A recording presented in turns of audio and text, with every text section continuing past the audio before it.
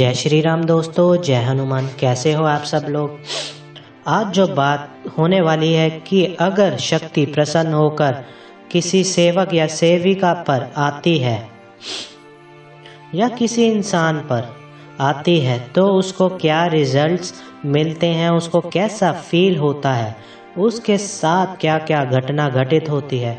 माँ जब खुद चाहती है कि आपका बेड़ा पार हो जाए, आप ये जन्म और मृत्यु के चक्रों से दूर चले जाओ, आप मोक्ष प्राप्त कर लो, आपकी कोई वैल्यू नहीं है, लोगों ने आपकी कोई वैल्यू नहीं करी है, लोगों ने आपको बहुत हर्ट किया, तकलीफ में हमेशा आपने भगवान को पुकारा, आपने हमेशा अपने इष्ट को याद किया, तो जैसे ही आपके पाप कर्म धुलने शुरू हो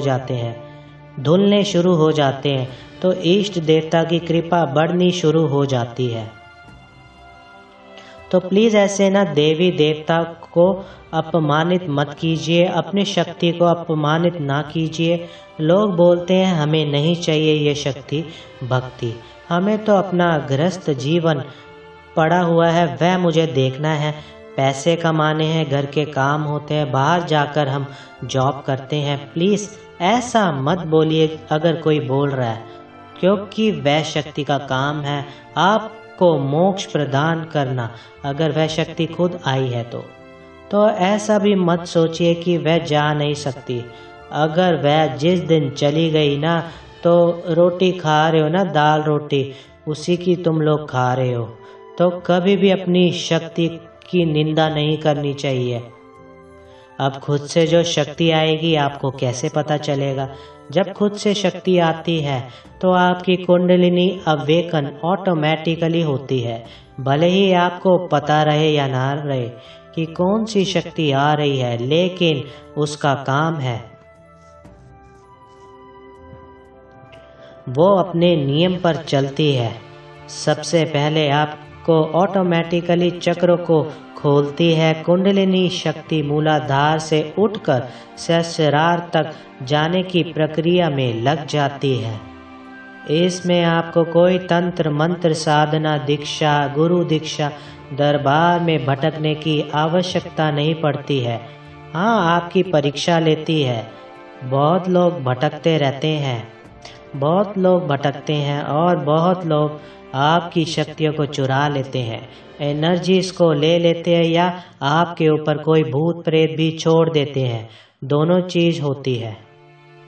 तो ऐसे में आपको भटकना नहीं है। चक्र खुल रहे हैं, खुलने दो।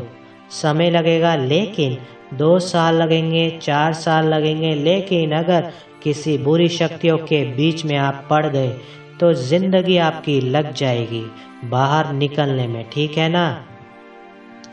जब आप खुद शक्ति प्रसन्न होकर आती है तो आपको कोई साधना नहीं मांगती। उस समय वह आपकी मर्जी है। अगर आपके गुरु अच्छे हैं और आपको मिल चुके हैं, गुरु अच्छे हैं, तो वह आपको बता देते हैं। अदरवाइज खुद का अनुभव भी बता रहा हूँ थोड़ा बहुत, ये बहुत अच्छी इन्फॉर्मेशन है, पर्सनल है। क्यों बताना पड़ रहा है? क्योंकि लोग बहुत ज़्यादा शक्तियों की बोलते हैं ना, वैल्यू नहीं रखते शक्तियों की। शक्ति जब आती है ना तो सारे कर्मों को, आपके बुरे कर्मों को खत्म कर देती है। इसलिए शुरू में ना आपको बहुत प्रॉब्लम्स आती हैं। आपके रिलेटिव्स अच्छे नहीं मिलते हैं, आपके रिश्ते टूट जाते हैं, आपके काम बंद हो जाते हैं। शुरू में आपसे कोई बात करना पसंद नहीं करता है। शक्ति एकदम 0 पर लेकर आ जाती है आपको। न जेब में आपके पैसे रहेंगे, ना घर में खुशियाँ रहेंगी, ना घर में आपके दाल रोटी रहेगी। इनफैक्ट कभी कभी घर भी नहीं रहेगा।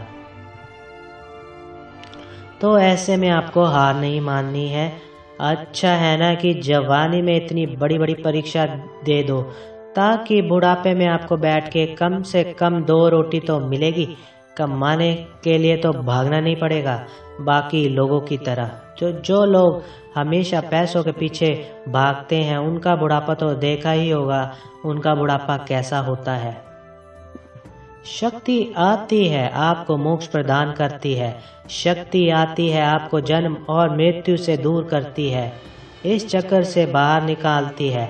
शक्ति आती है आपको धाम पर लेके जाने के लिए, लेकिन आप क्या करते हो, उनको बोल देते हो कि हमें नहीं चाहिए। कितना बुरा लगता होगा अगर कल को आपका कोई बच्चा बोले कि मुझे पैसे दे दो, आपको वो 1-2 हफ्ते ना दे तो आपको कैसा लगेगा। तो ऐसे में आपको ये गलतियां नहीं करनी है, माफ़ी मांगनी है। अगर माफ़ी मांग सको तो रोज़ प्रेयर में माफ़ी मांगो।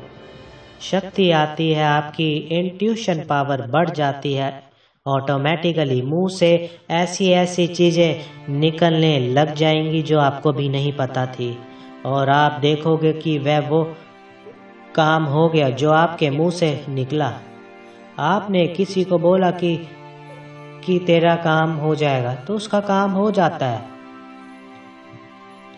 सपने आपको क्लियर आने शुरू हो जाएंगे, लेटे लेटे एस्ट्रल ट्रैवल करने लग जाओगे, खाना पीना कम हो जाएगा, ब्रह्मांड से ऊर्जा लेने लग जाओगे, अकेले रहना पसंद आने लगेगा, सारी चीज़ें अस्त व्यस्त होने लग जाएंगी।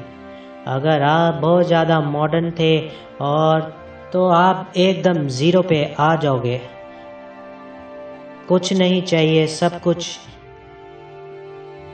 ऐसी आपकी थिंकिंग हो जाएगी। गुरु आपके दरवाजे पर आ जाते हैं ऐसे टाइम पर। अगर आपके पास कोई अच्छी शक्ति है, दिव्य शक्ति है, वह खुद प्रसन्न होकर आएगी। गुरु आपके पास आ जाएगा, आपसे मिलने, आपको विद्याएं सिखाने, आपका साथ देने, आपको भटकाएगा नहीं। वह आपको भी टेस्ट करेगा।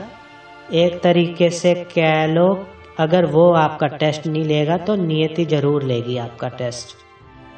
इंसान नहीं करेगी टेस्ट तो नियति जरूर करती है टेस्ट। अब मेरे पास बहुत सारे लोग आते हैं, वो मुझे बोलते हैं मुझे गुरु दीक्षा दे दीजिए, हमें मंत्र दे दीजिए। मैंने आज तक किसी को नहीं दिया, क्योंकि लगा ही नहीं किसी को देना है मुझे मंत्र, गुरु मंत्र। आइए सेवा कीजिए गुरु की, तो पता चलेगा कि गुरु क्या होता है। और फोन पे ऐसे कौन दीक्षा देता है। तो मैंने आज तक किसी को नहीं दिया, इतने क्लाइंट्स होने के बाद भी। ये हलवा नहीं है, वह उसकी मर्जी है।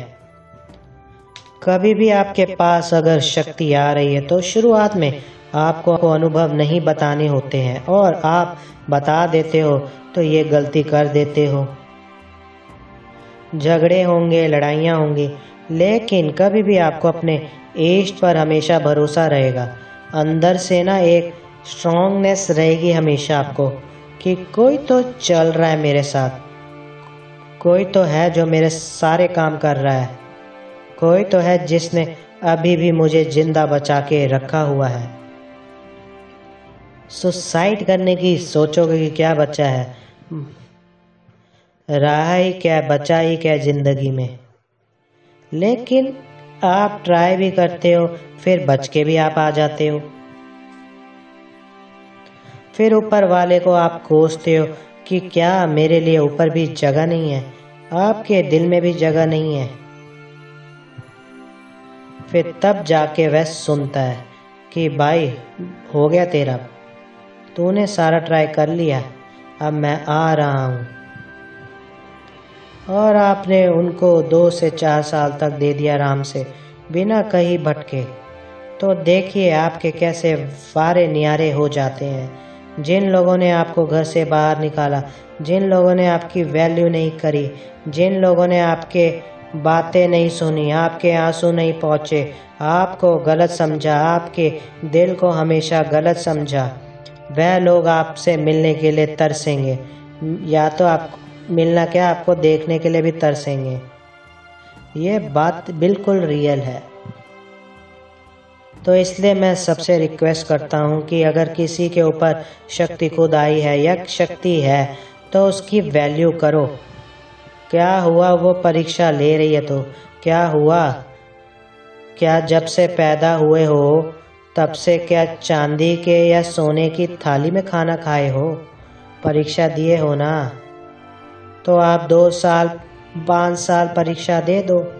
शांति से रहोगे तो क्या हो जाएगा?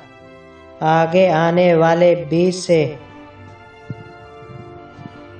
50 साल आपके सारे कर्म सुधर तो जाएंगे। इतने में बिल्कुल भी आपको हार नहीं मानना है। अपनी नॉर्मल लाइफ जीनी है। आप बहुत लकी हो। आपके ऊपर अगर शक्तियां हैं उसको छोड़ दीजिए। बस आप अपनी पूजा पाठ कीजिए और अपना काम धंधे पर ध्यान दीजिए। बहुत लोग आते हैं मेरे पास, शक्ति नहीं आई तो मेरा काम चला गया। अगर शक्ति आई तो मैं अकेला पड़ गया। अरे शक्ति आई तो रिश्ते टूट गए। तो क्या हो गया? जब मरोगे तो अकेले ही जाओगे ना, तो कोई लेकर थोड़ी आएगा तुम्हें। जब मरोगे ना तो 2 घंटे तुम्हारी डेड बॉडी तुम्हारे घर में नहीं रोकेंगे और बोलेंगे जल्दी जल्दी इस बॉडी को जलाने ले चलो, इसको घर में नहीं रख सकते। ये सारे रिश्ते हैं हमारे। रिश्ता सिर्फ शिव और शक्ति से बनाकर चलिए। शिव जी से बना के चलिए, अपने इष्ट देवता से बनाकर चलिए। वह रिश्ता रिश्ता है। मरने के बाद आपको नरक मिलेगा, स्वर्ग मिलेगा, भूत प्रेत, किस योनि में आप जाओगे ये बहुत मैटर करता है। और आपको ये सौभाग्य मिला है कि आप अपनी योनि खुद सेलेक्ट कर सकते हो। खुद सेलेक्ट कर सकते हो कि आपको यहाँ पर वापस आना है या नहीं आना। तो क्या हुआ? वो परीक्षा ले रहे हैं तो क्या हुआ? आपके आंखों से आंसू निकल रहे हैं, अच्छी बात है। आंसू निकलने से आपकी बीमारियां निकल जाती हैं। आप खुलकर रो लो, गाली देनी है दे दो, जिसको भी देनी है। एक बार में ख़त्म करो, ये सारा फ्रस्ट्रेशन ख़त्म करो। बार बार नहीं होता है। लग जाओ फिर पूजा पाठ में। गुरु नहीं है तो क्या हुआ? ईश देवता तो है। मंत्र जाप नहीं कर सकते तो क्या हुआ? मंदिर तो जा सकते हो। पाठ तो आप कर सकते हो। पाठ कितने सारे होते हैं हमारे। सुंदरकांड है, सिद्ध कुंज का स्तोत्र है, दुर्गा सप्तशती है, काली चालीसा है, हनुमान चालीसा है। कितने सारी चीजें हमारे पास। आपको करना नहीं है, आपको सिर्फ रीजन देने हैं। करोगे तो आपको समझ में आएगा ना कितना प्योर है ये चीज। जो मैं समझा रहा हूँ शायद ही आपको कोई नहीं समझा पाएगा। कर लोगे तो आप आगे बढ़ जाओगे, ये मेरी 100% गारंटी है। जय श्री राम दोस्तों, जय हनुमान।